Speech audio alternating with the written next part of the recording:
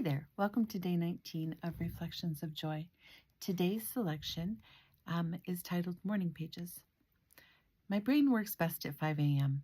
It also functions sufficiently later in the day, but somehow in the still warm from bed fog of the morning, I write freely, capturing most of what I find worthy of sharing before the sun rises. I'd like to tell you it's because I'm an avid dreamer and my creative side likes the dark of night. But I think it's more likely that I should credit the early mornings at the gym. I learned a lot about myself in the wee hours while driving to work. Allowing myself to think in silence first thing every day has been one of the greatest gifts of my life. I traveled solo to California in March of 2021 to attend a writing retreat at the Oaks with two of my favorite authors, Bob Goff and Kimberly Stewart, and 20 other creatives. It wasn't my inaugural trip alone, but it was the first one when I wasn't meeting a friend on the other side of the country. It was also the first time I dreamed of being a writer. I arrived, administered my first ever COVID-19 test, thankfully I passed, and checked in for a 3-day adventure. I chose to room alone because I like to write at 5 a.m., which is 3 a.m. in California, and also because I'm pretty sure that I snore. On the bed of my room, there was a water bottle, a journal, a mini beach ball, and a copy of The Artist's Way by Julia Cameron. I set my welcome package aside and floated through the weekend, talking to other writers, eating wonderful food, petting horses, and writing in the silence of nature. It was heaven. I opened Julia's book for the first time on the plane ride home. It was easy to settle into. I skipped the prompts for more information.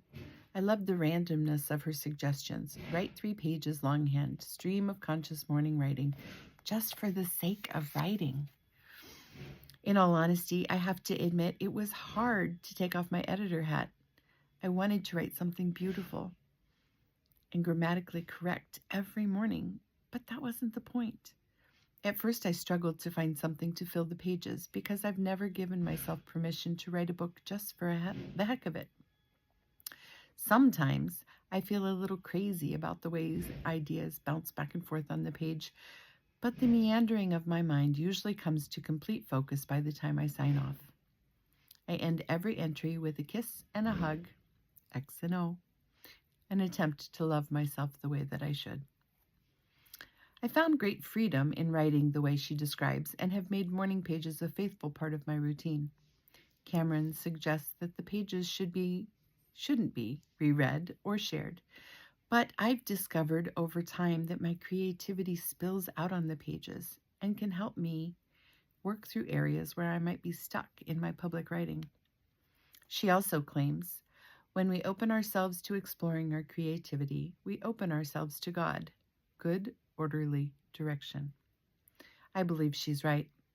I find that through writing, whether it's this book written for you or my journals written for me, I've been able to come closer to God. I find myself wondering if the message I'm sharing does justice to the gifts He's offered me. I've opened my heart through the process to understand that my strengths were not simply meant for self-preservation. They were also gifted to help others. Without the freedom learned through daily scribbling, I wouldn't have reached the clarity to put these words on the page. There have been additional advantages as well. Through the regular clearing of the cobwebs every morning, I've discovered that I have a better focus at the start of my day.